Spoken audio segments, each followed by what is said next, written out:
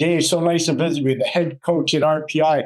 You've been there since 2017 after an unbelievable run at Canisius. How are things different between Canisius and RPI as a head coach?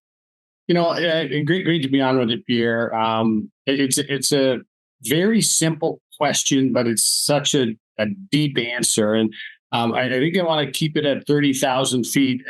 And ultimately, my time at Canisius, which was a great 12 years, we were trying to establish a foothold that they now have. And Coach Large has done a great job even building and growing on that. But what RPI is history and tradition.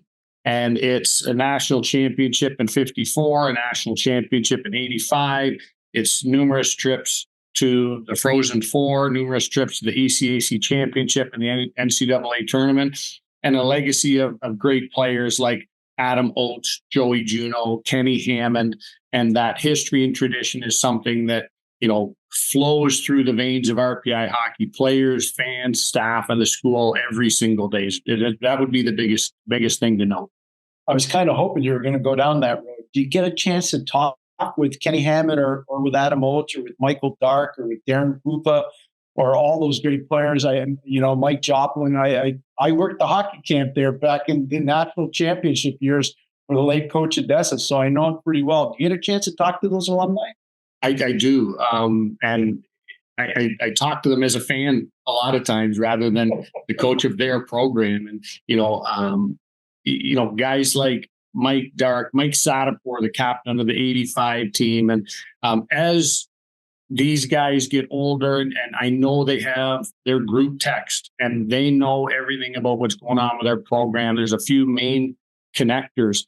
And unfortunately, we were recently at the funeral of one of the guys from the 85 team, Terry Buttrin, who was a glue guy and a tremendous human and a big part. Him and Neil Hernberg were the penalty killers on that team. And that brought everybody together recently. And so I got to see most, if not all of those guys. And their passion for the cherry and white at RPI is unmatched. And their experiences here and what they accomplished is outstanding. But, I've got jerseys sitting here, guys from the 85 team that I know are coming back for the big red freakout in February. And it's a lot of fun to listen to the history and tradition. And, when we go on the road, whether it be BC or Alberta, we see a lot of these guys. We see a lot of them and get to talk RPI hockey.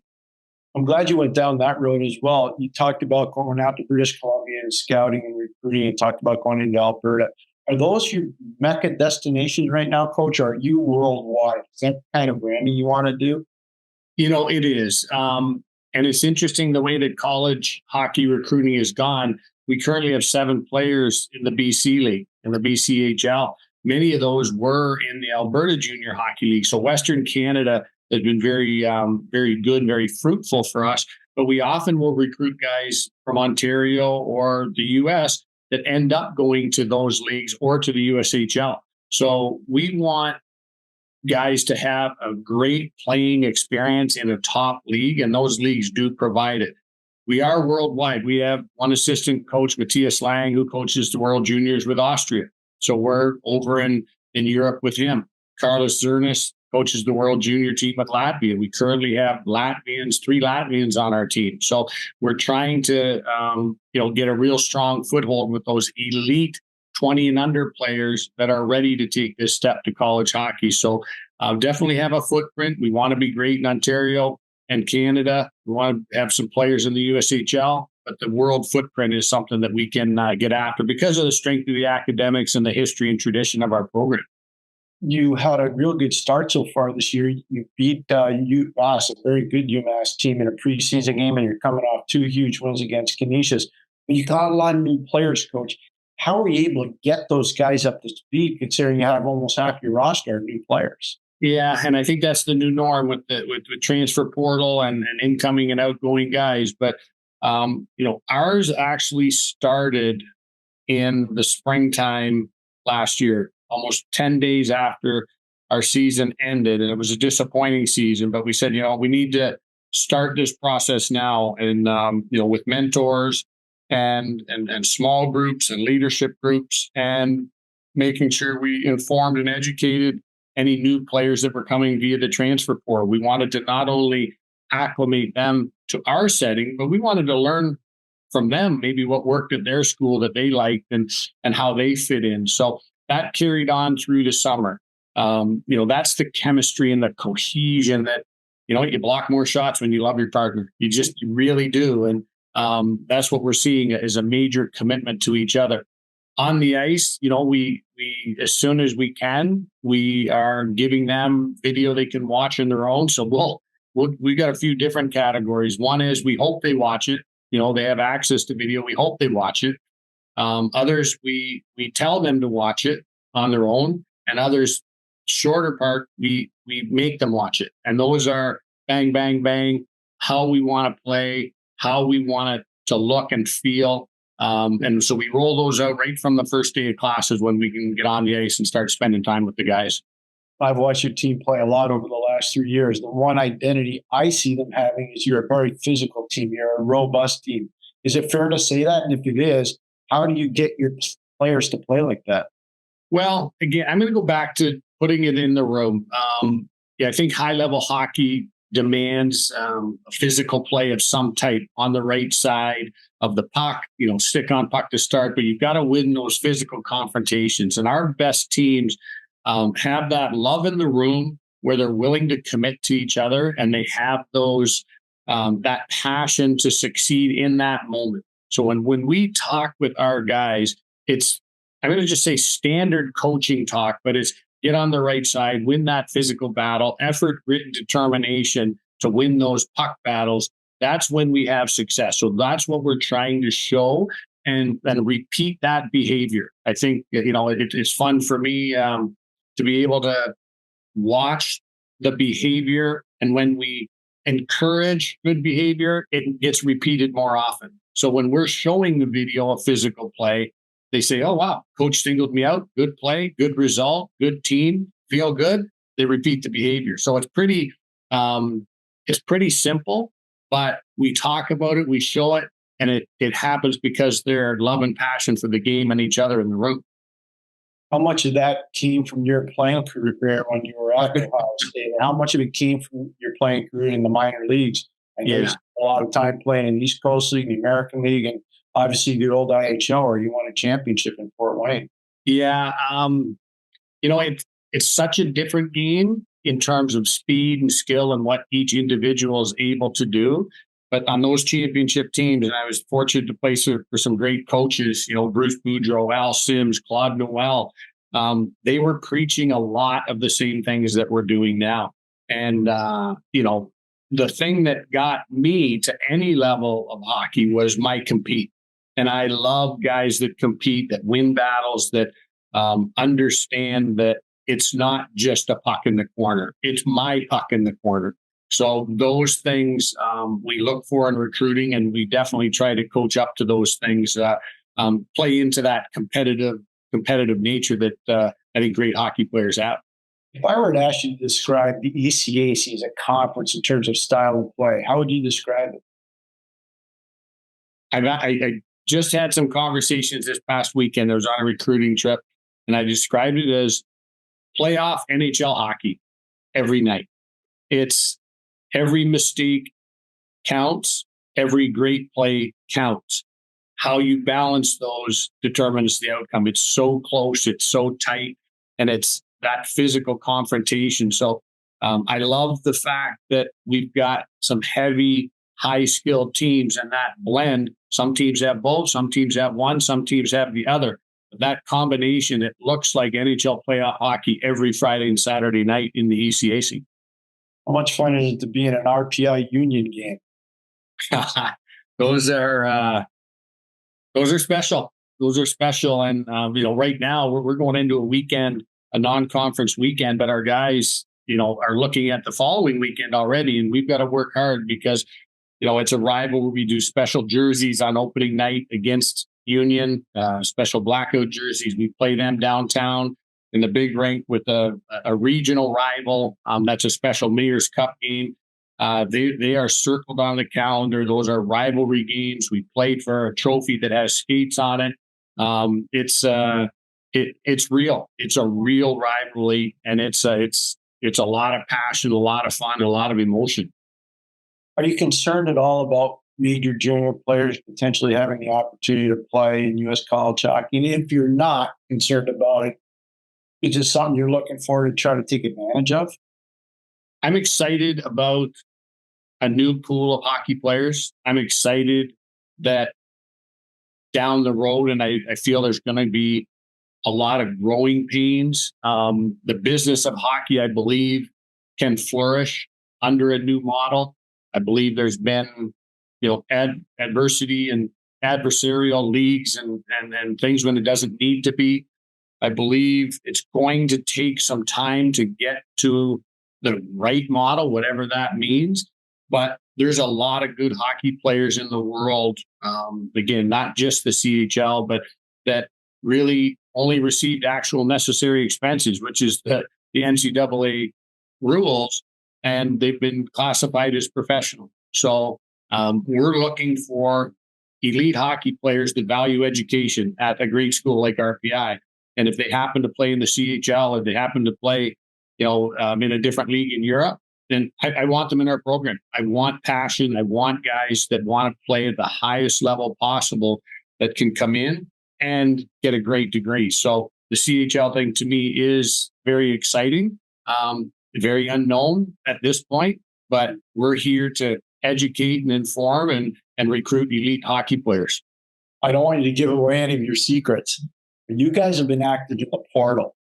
What's the secret to having portal success at a program like RPI? Yeah, the transfer portal, I think for one, we have had continuity of our staff.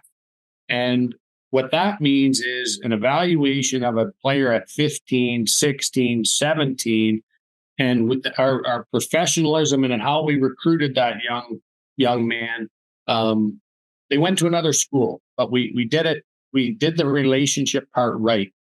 Now, when they do go back in the portal, we have a very good awareness of them. We have a lot of previous evaluations and reports. And I believe that our best portal recruiting has been along those lines with a very good awareness of what we're getting. Sometimes it's tricky because of the speed at which portal recruiting can happen. Yeah. They win one day and they want a commitment by that weekend. So the work that's done in advance has been really beneficial for us. You're coming off a massive upset last year in the playoffs. You go up to Clarkson, you're a depth seed in the tournament, you win it.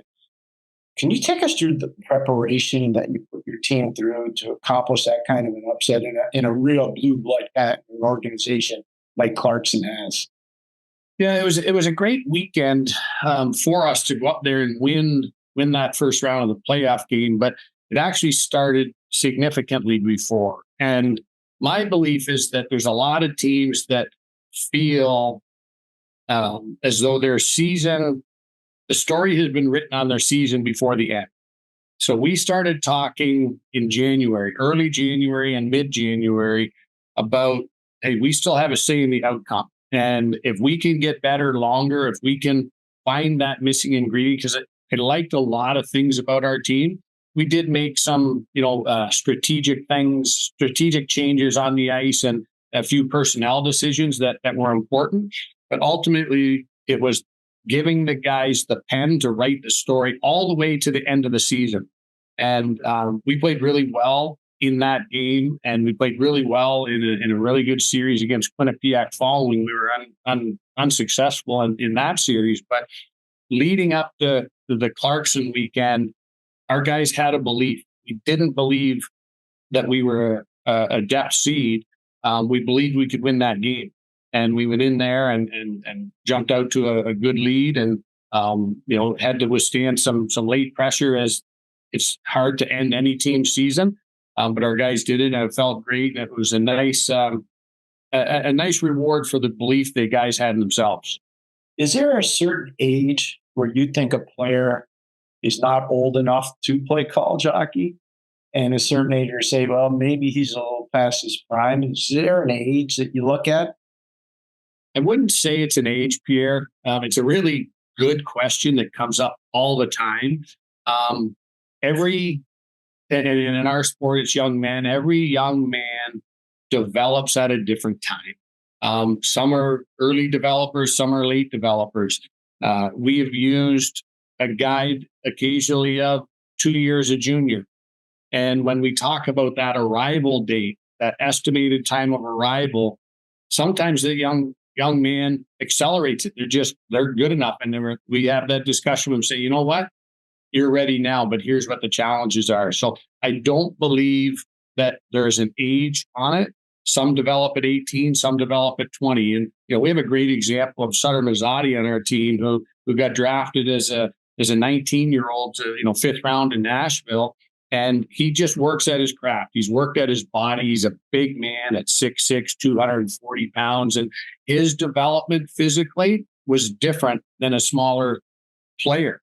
And if we would have, cast that final ballot on his development when he was 18 or 17, when he committed, I think it would have been a very different outcome. So the number scares me that people put a number on it because each individual is different. I love that answer. So I'm just going to ask you one because you were part of an Ohio State team, a bunch of Ohio State teams. We're very competitive. Uzani's father was obviously a great goalie at Michigan State. You guys ever give each other the gears? We've got a few Michigan State guys. Max Smolenski, his dad Brian played at Michigan State as well, and a little bit of gears. But those guys, first and foremost, they're the father of a hockey player on our team, and they want nothing more than success for their son, and that's pretty cool. When we do get together, there's a lot of crossover on players, and those guys are both still involved in the game. And, we've had other guys like Kenny Clay, whose son Mason played for us, and Steve Dubinsky's son Zach played for us. And I think there's something that they recognize in the environment here, and the value of the education here, the competitiveness of the ECAC. That while we are from the same era and we talk about a lot of the same players that are our age, the experience is really, our relationship now is about their son's experience. And that keeps it, I think, civil between rivalries from a yesteryear. Well, now you don't have that rivalry, but you got John Tonelli's son is actually transferred over you from Brown University, Jordan, right? He is. And, I haven't spent enough time with John yet. But Jordan is a world-class human. He's been a captain on every team. He's a tremendous young man. And again, another hasn't played a full game with us yet. Just got a little setback, but I'm excited to watch his compete, his drive and determination. And I am young enough or old enough, I'm not sure what the age is, just to remember how great and competitive his dad was. And I see a lot of similarities with Jordan. I was coaching in the NHL when John was traded, believe it or not, to the Quebec Nordiques, and then eventually the Chicago Blackhawks. So I remember past his New York Islander days. John is an amazingly passionate person, and you will enjoy his company. He's a tremendous human being. He really is. John's a ton of fun. And then that's what, Pierre, this business, we meet legends of the game. We meet guys that had an impact on the game, and the common thread that I love is, and I touched on it with some of the other players, but they want their son to succeed. They want them to have their own experience. But you can see and hear in their words that, hey, this is great what's going on. This is great hockey, and it's so competitive, and they've become fans of not only their son, but the high level of play that happens in our league and happens around the country. So you're almost ready to start regular season games in the ECAC. You talked about your 2 games with Niagara coming up. Then you have the game with Union. Then you go out to Miami of Ohio for 2, a place that you know well. You're an assistant coach there. Is it hard to get your team rewired to play like non-conference games versus conference games? And if it is, how do you make sure the guys aren't looking past, the non-conference games? Yeah. Right now, because it's so early in the year, their motivation and it's always high, but their motivation with a laser-like focus is not hard to capture because we're into, game 4 or 5, game 6 or 7. There hasn't been an extended exam period. There hasn't been a long stretch of the grind. So, I think a lot of hockey players embrace the grind, and our guys are the same. They love that morning workout, skill session, practices, video sessions, pre-scouts. It hasn't gotten old yet. That's where coaching comes in, where if it starts to get old, we've got to listen to our leadership group. We've got to be able to keep it fresh and still consistent and allow them to bring their best passion, their best energy on the weekends, Friday and Saturday. Coaches can win Monday to Thursday, but we don't need to win it at the expense of Friday and Saturday. So as we get into these the last non-conference games, there will be a switch that gets flipped to, hey, we're playing Union right after that. And then we've got more conference games. And you know what? This is out of conference experience now when it comes up. So that almost a rotation of the schedule allows us different experiences, different styles of play, different travel. And as long as we are listening to and sharing information and conversation with our leadership group, we're able to keep a pretty good pulse on the guys and what's going on in their lives in terms of academics and practice and things like that. So I love, being able to go east and west with our schedule, different conferences, different players, different styles, and our players love that as well. Dave, the last time I played a college hockey game was 1983. I cannot believe how much the game has changed since then. And I know your last game was in 1992. Are you feeling the same way I am, how great college hockey has become? College hockey the skill is spectacular. The speed is incredible. The level of the players, and again, this doesn't help you and I when we look back, but the level of the players has continued to rise year to year to year. And we're seeing, guys that played college hockey last year step into the NHL and make a difference. And that's fun. And we show our guys that you're not far from it. And it's a 1% difference. It's a 2% difference for you to step into, if it's not the NHL, the American Hockey League, and make a career as a hockey player. So I really am, and a lot of times in awe of the talent of every single one of our players and the guys that we recruit, how good they are. And occasionally, and when I was in Buffalo, a quick story, Pierre, Lindy Ruff was in his first tenure as the Sabres coach.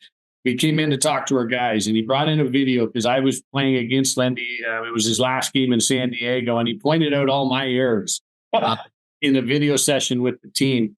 But it looked like a different era. And the speed and the skill, and at that time it was the IHL, and there was a ton of players that had played in the NHL and pro hockey for a long time. It couldn't compare to what we see now in college hockey and in our league, the ECAC in particular. It's the skill is terrific. Yeah, no, I'm shocked. I'm blown away by it. I'm a huge college hockey fan. I obviously made my life in the National Hockey League, but I'm such a huge college hockey fan. Just to your point, Coach, this is for the people out there. When Brady Tkachuk was in a draft here at Boston University, he had 8 goals. He had 8 goals. He ended up being the 4th overall pick in the draft. That next year in Ottawa, he had 23 goals. It's to your point, and I want to make sure people understand what you're saying is actually spot on. And I think it matters a lot. People need to understand just how good college hockey is, and you're on it. You're one of the leading guys because you do have a worldwide perspective. I'm going to leave you with this. I think the ECAC is a league of traditions. I coached at St. Lawrence. I loved my time there. We had really good teams. I've coached in the Big Red Freakout. I've watched my son play in the Big Red Freakout. I think the Big Red Freakout is one of the truly great traditions in college hockey. How would you measure it compared to other things you've experienced? It's no comparison because I think it's a unique thing that stands alone. Not only is it a sold-out game every night, And then the last year's game that you're referring to was, goes to overtime, and it's intensity. It's a special night. It's more special here because it's also alumni weekend every year, and we'll approach almost 100 guys will come back, and they'll walk on the ice, and the fans still remember them. They cheer for them. It's in that sold out, packed out intensity. It's indescribable, the emotions that these returning players feel on a special night that our current players are living. And that relationship between the fresh and the new and the current and the old, I think, makes it even more special. Coach, that is so well said. I've got goosebumps right now listening to you talk, because I never had a bad experience at Houston Fieldhouse on Big Red Freakout Night. It's an awesome experience. Thank you so much for joining us. I wish you the best this season. I can't wait to watch your team play. Thanks, Pierre. Appreciate what you do for the ECAC and college hockey, and your passion comes out, all the time in what you do and how you speak. And I know I appreciate it and love to see it. Thanks a lot, Dave. I really appreciate it. Good luck. Thank you.